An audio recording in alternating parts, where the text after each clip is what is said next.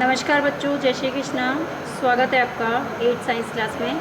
तो बच्चों, आज हम 9th लेसन पढ़ने जा रहे हैं, जंतुओं में जनन। बच्चों, हमने पिछले लेसन में पाचन तंत्र, पाचन के बारे में, परिसंचरण के बारे में, श्वसन के बारे में विभिन्न कक्षाओं में हम पढ़ते आ रहे हैं।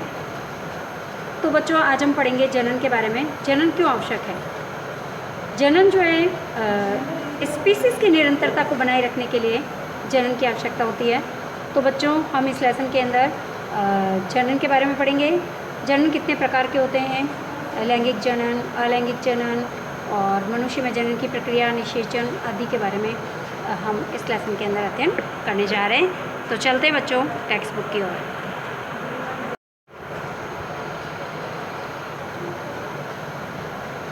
हाँ, तो बच्चों, जनन क्यों आवश्यक है?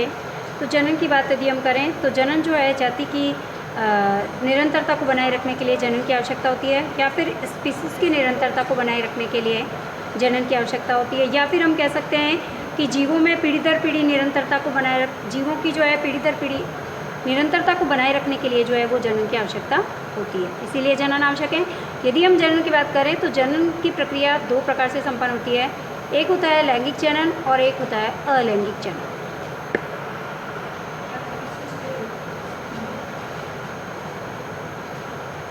अब देखिए बच्चों, हमने अपने आसपास जो है कई प्रकार के जीवों को देखा है, जिसके अंदर है गाय, भैंस है, तितली है, चिड़िया है ना, बिल्ली है, कुत्ता है, कई प्रकार के जीवों को देखा है। हमने कभी कभी ये भी देखते हैं कि इनके जो है बच्चे हमको जो है इनके सेम ही दिखाई देते हैं, लेकिन क्या ये अपने जनन के द्वारा क्या ये अपने जैसे ही बच्चों को जन्म देते हैं, या फिर शिशु को जन्म देते हैं, या फिर अंडे देते हैं, या फिर कैटरपिलर को जन्म देते हैं? किस प्रकार से जो है ये जनन की प्रक्रिया के द्वारा शिशु को जन्म देते हैं, इसके बारे में हमने कभी जानने का प्रयास किया है। यदि हम देखें तो यहाँ पर हमें एक सारणी दे रखी है। इस सारणी के अंदर हम ये जानने का प्रयास करेंगे कि किस प्रकार से जो है विभिन्न प्रकार के जीव जो है अपने समान जो है वो संतति को जन्म देते। देखिए बच्चों, यहाँ पर एक सारणी हमें दिखा रखी है। इस सारणी के अंदर देखो, यहाँ पर जंतुओं का नाम है, यहाँ पर हमें इनसे उत्पन्न होने वाली संतति के बारे में बताना है। तो देखिए, मनुष्य जो है शिशु को जन्म देता है, बिल्ली भी जो है वो शिशु को जन्म देती है, कुत्ता भी छोटा बच्चा शिशु को ही जन्म देता है, और तितली जो होती है वो अंडे देती है, मुर्गी जो होती है वो भी चूजे से जो है वो बच्चा बाहर निकलता है, अंडे से ही चूजा बनता है ना। और गाय जो होती है वो भी शिशु को जन्म देती है, और मेंढक भी जो है वो मेंढक जो होता है ये अंडे देता है। ये देखिए, यहाँ देखिए, गाय जो है वो अपने समान शिशु को जन्म देती है, और मेंढक जो होता है वो अंडे देता है। अंडे से फिर जो है वो इसमें से जो है वो मेंढक का चूजा निकलता है। फिर धीरे धीरे वो जो है वृद्धि और विकास करता है, और फिर वो जो है पूर्ण डेवलपमेंट में परिवर्तित हो जाता है। तो इस प्रकार बच्चों, हमने देखा कि विभिन्न प्रकार के जो जीव जंतु होते हैं उनमें किस प्रकार से जो है वो संतति का विकास होता है। अब देखिए बच्चों, पौधों की तरह जंतुओं में भी जो है जनन की दो विधियाँ होती है। जिस प्रकार से हमने पिछली क्लास के अंदर पढ़ा था कि पौधों में जनन जो है दो प्रकार से होता है, अलैंगिक जनन और लैंगिक जनन के द्वारा। ठीक उसी प्रकार से जीव जंतुओं में भी जो है दो प्रकार से जनन होता है, लैंगिक जनन और अलैंगिक जनन। तो बच्चों, अब हम पढ़ने जा रहे हैं लैंगिक जनन क्या है। हाँ, तो बच्चों, अब हम पढ़ रहे हैं लैंगिक जनन।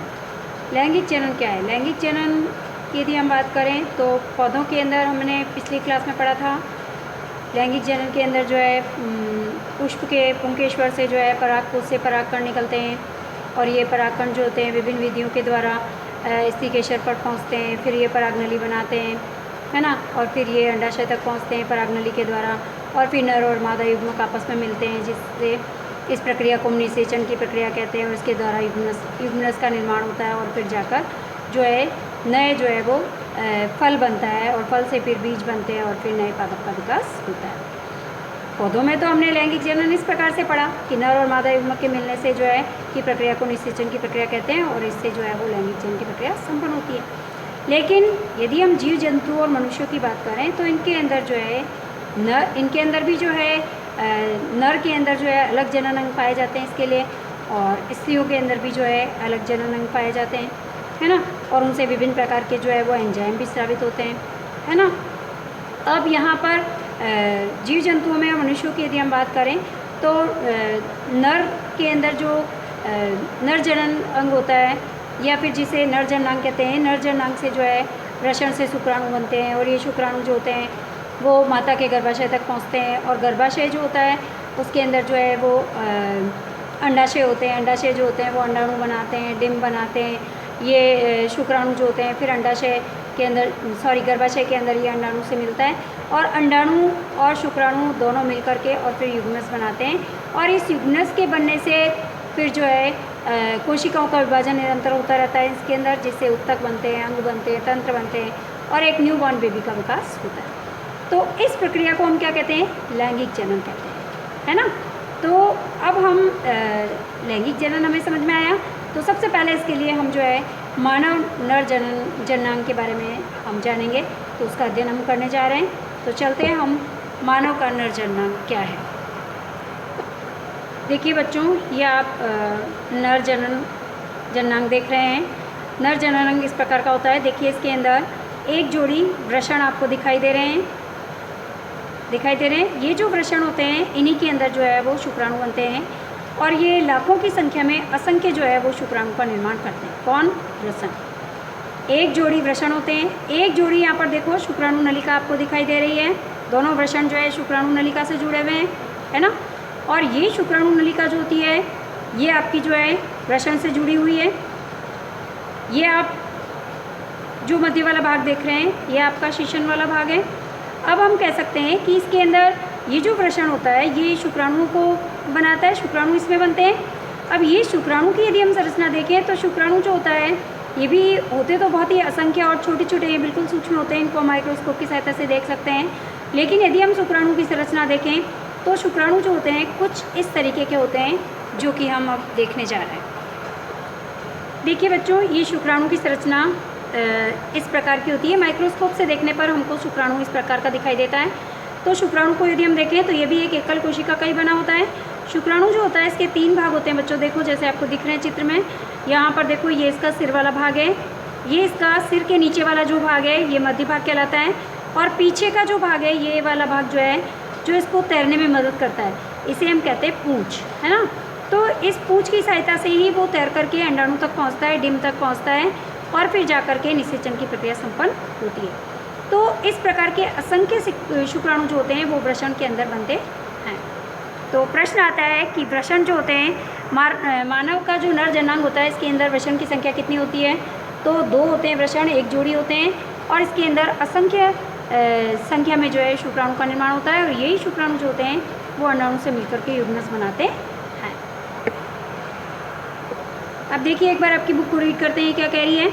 नर जननांग। नर जननांग के अंदर एक जोड़ी वृषण होते हैं जो 2 शुक्राणु नलिका से जुड़े होते हैं। इसके अंदर एक शीशन होता है जिसे हम लिंग कहते हैं। इसके साथ साथ वृषण जो होते हैं वो नर युग्मक उत्पन्न करते हैं जिनको हम क्या कहते हैं? शुक्राणु कहते हैं। अभी हमने देखा था शुक्राणु की संरचना। अब ये जो वृषण होते हैं ये लाखों की संख्या में शुक्राणु उत्पन्न करते हैं और ये शुक्राणु जो है अभी हमने चित्र के अंदर देखे थे, शुक्राणु जो होते हैं एकल कोशिका के बने होते हैं, बहुत ही सूक्ष्म होते हैं, इनको माइक्रोस्कोप की सहायता से देख सकते हैं। प्रत्येक शुक्राणु जो होता है इसके 3 भाग होते हैं, एक सिर वाला भाग, एक मध्य भाग और एक पूंछ, है ना। और ये शुक्राणु इन पूंछ की सहायता से ही तैर करके और अंडाणु तक पहुँचते हैं। तो इस प्रकार बच्चों हमने नर जननांग का अध्ययन किया है कि किस प्रकार से नर जननांग के अंदर जो है वृषण के अंदर शुक्राणु का निर्माण होता है और शुक्राणु की संरचना किस प्रकार की होती है ना। अब चलते हैं हम बच्चों मादा जननांग। देखिए बच्चों, ये मादा जनन तंत्र का चित्र है।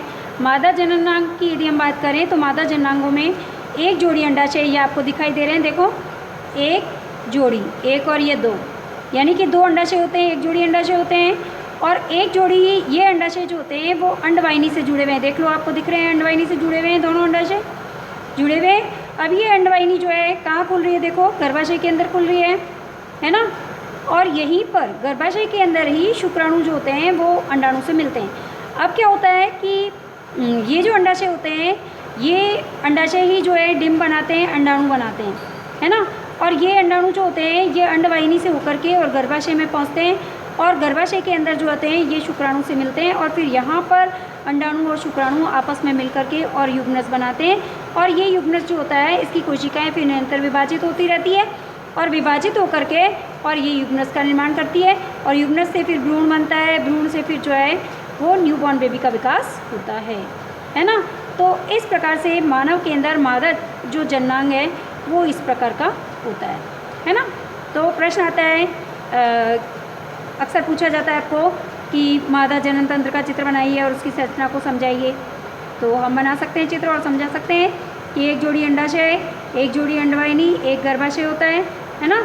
और अंडाशय जो होते हैं वो अंडाणु या डिंब बनाते हैं। ये अंडाणु और डिंब जो होते हैं अंडवाहिनी से होकर के गर्भाशय में जाते हैं और गर्भाशय के अंदर ही शुक्राणु जो है वो अंडाणु से या डिंब से मिलता है और यहाँ पर युग्नज का निर्माण होता है ना। तो इस प्रकार से हम इसको बता सकते हैं, समझा सकते हैं। देखिए बच्चों, यहाँ पर मानव के अंडाणु का चित्र दिखाया है। इसके अंदर देखिए जिस प्रकार से हमने शुक्राणु का चित्र देखा था ठीक उसी प्रकार से अंडाणु भी इसी प्रकार का होता है। माइक्रोस्कोप से देखने पर हमें दिखाई देता है, ये भी बहुत सूक्ष्म होते हैं अंडाणु भी। और इसके अंदर जो है हमें एक गोल संरचना दिखाई दे रही है। देखिए इसे हम केंद्रक कहते हैं। केंद्रक के अंदर फिर जो है क्रोमोसोम्स पाए जाते हैं, गुणसूत्र पाए जाते हैं जो जीन के धारक होते हैं और यही आनुवंशिक गुणों को पीढ़ी दर पीढ़ी एक पीढ़ी से दूसरी पीढ़ी तक पहुँचाने का कार्य करते हैं, है ना। तो इस प्रकार की कुछ संरचना होती है मानव के अंडाणु की। देखिए बच्चों, यहाँ पर निषेचन की प्रक्रिया को इन्होंने चित्र के द्वारा समझाया है।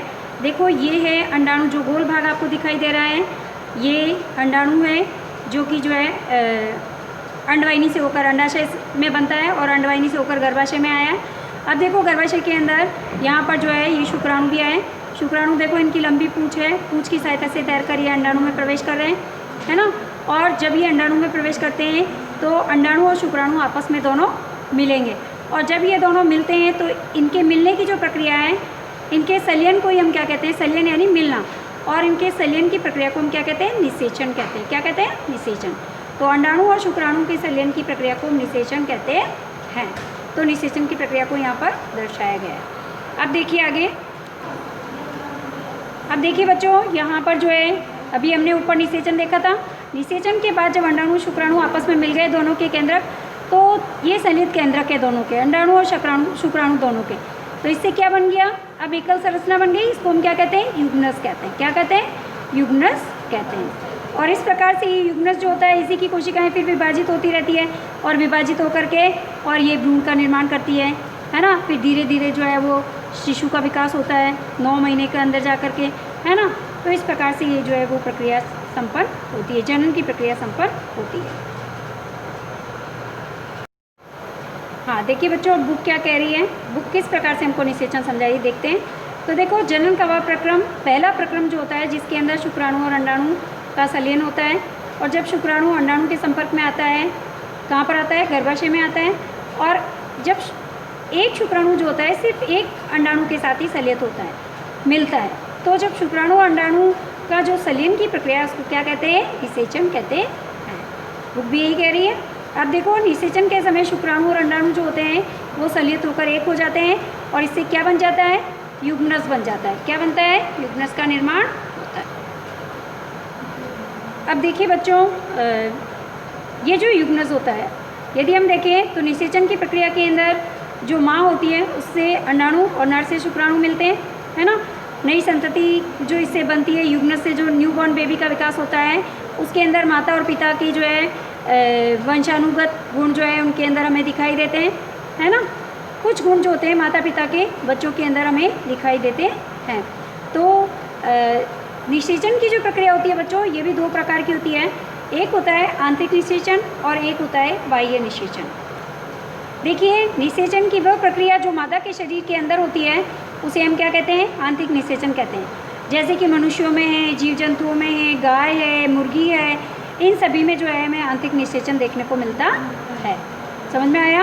निषेचन की प्रक्रिया 2 प्रकार की होती है, आंतरिक निषेचन और बाह्य निषेचन।